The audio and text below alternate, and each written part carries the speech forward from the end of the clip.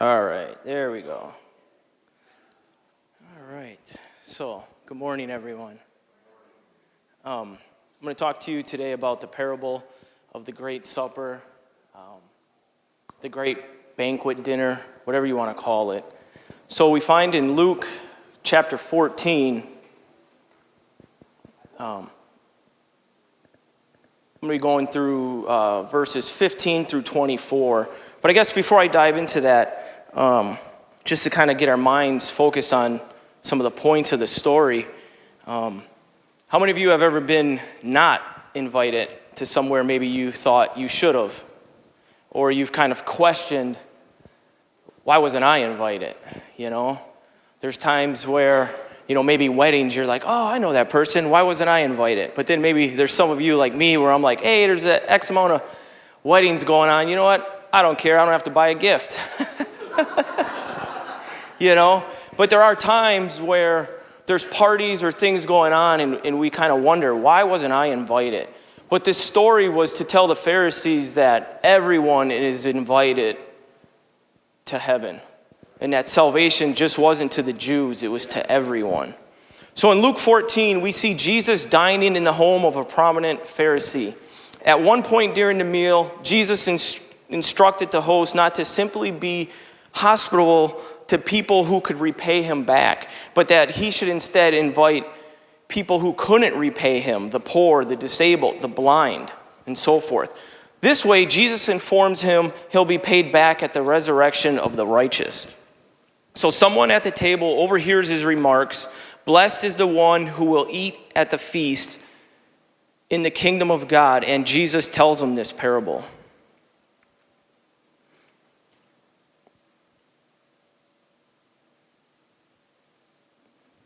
Verse 16, chapter 14 of Luke. Then said he unto him, a certain man made a great supper and bade many, and sent his servant at supper time to say to them that were bidden, come, for all things are now ready.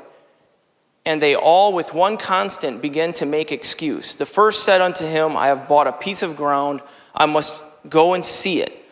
I pay thee, have excused me. And another said, I have bought 5 yoke of oxen. I go to prove them. I pray thee, have me excused. And another said, I have married a wife, and therefore I cannot come. So the servant came and showed his lord these things. Then the master of the house, becoming angry, said to his servant, go out quickly into the streets and the lanes of the city, and bring hither the poor, the maimed, the halt, the blind. And the servant said, Lord, it is done as thou hast commanded, and yet there is room. And the Lord said unto the servant, go out into the highways and the hedges, and compel them to come in, that my house may be filled. For I say unto you, that none of those men which were bidden shall taste of my supper.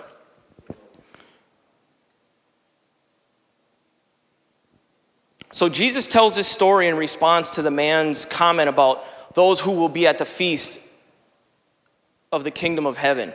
And Jesus is telling the Pharisees, he's like, look, your guest list is not going to look how you think it's going to be.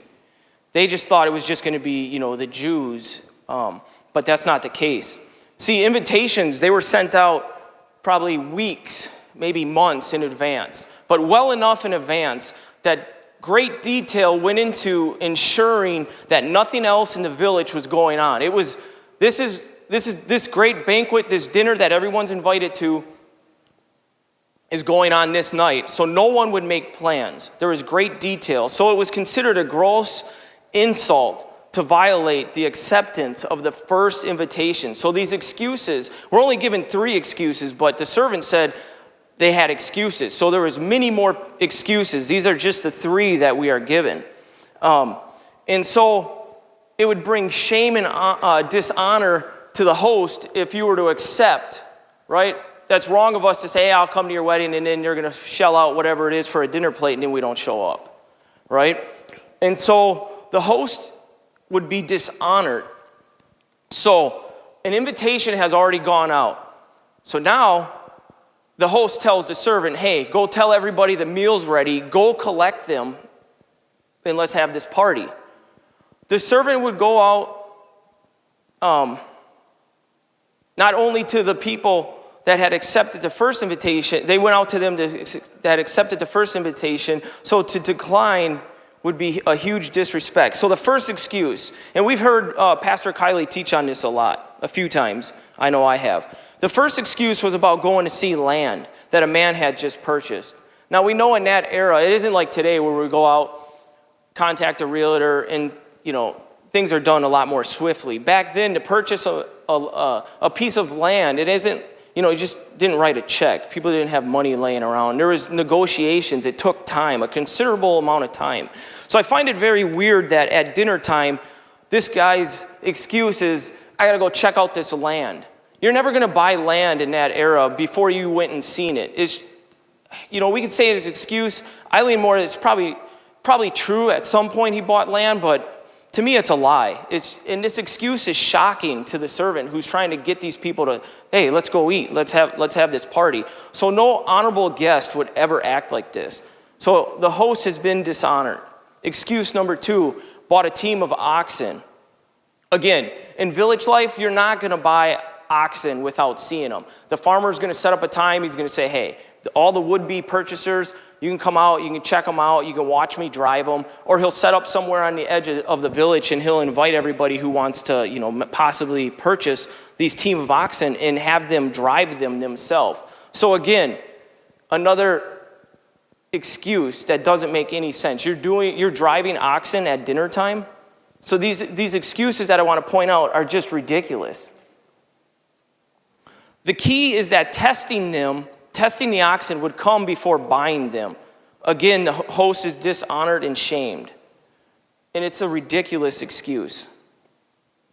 Each of the previous excuses, the men say what they have done and what they are obligated to do, followed by a respectful entreaty of, please excuse me.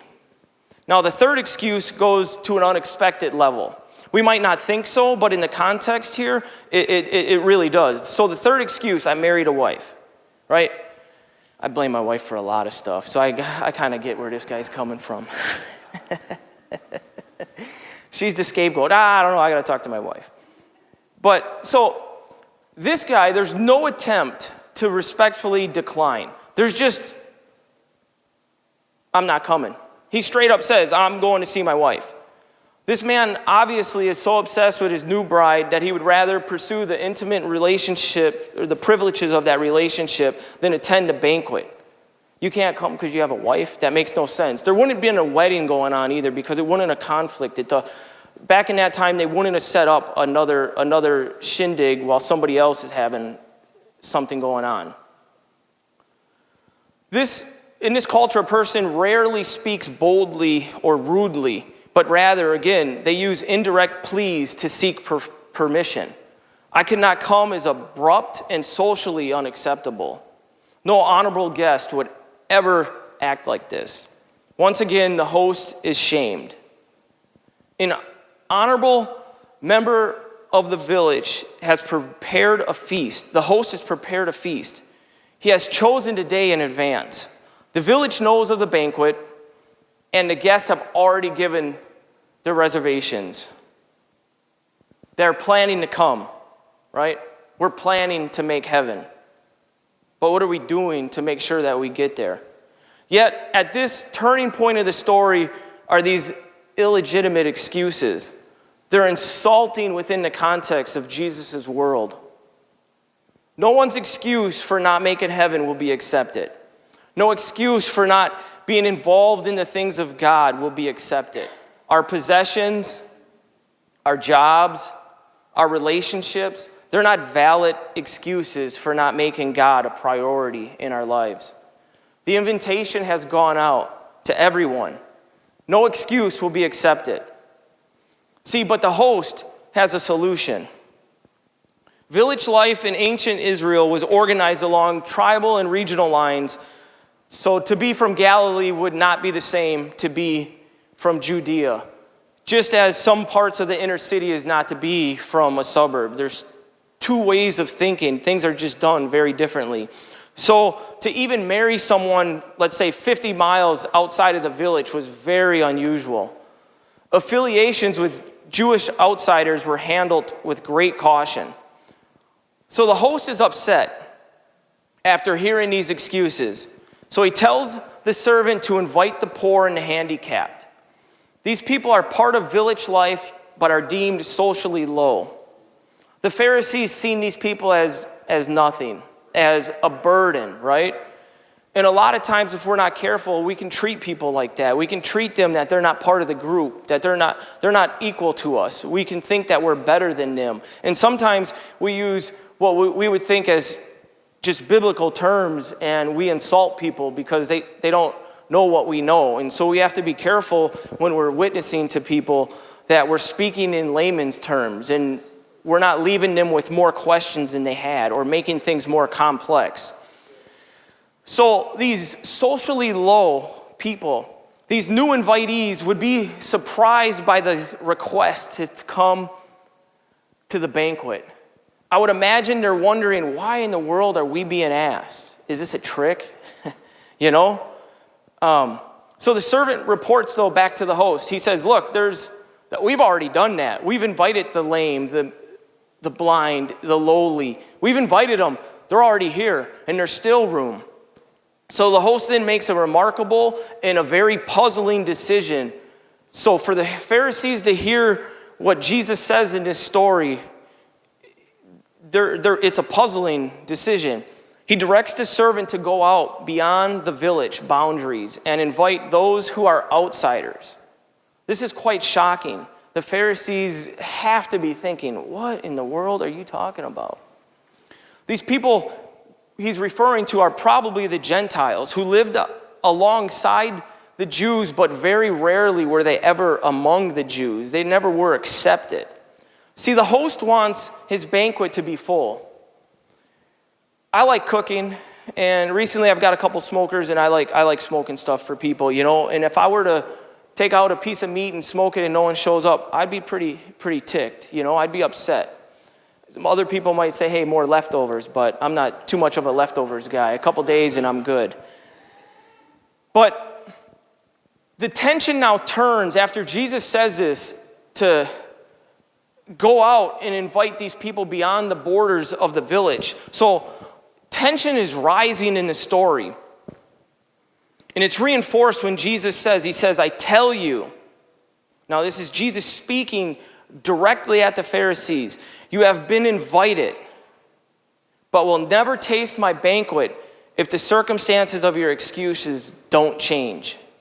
See, Jesus announced his messianic banquet is the beginning. The kingdom of God is at hand. And this is a timeless message which brings discomfort to Christians just as easily as anyone else. So I ask you, where do you see yourself in this story? I leave you with this question. Are you the servant inviting others to the great supper? Or are you the one with the excuse why you can't serve God?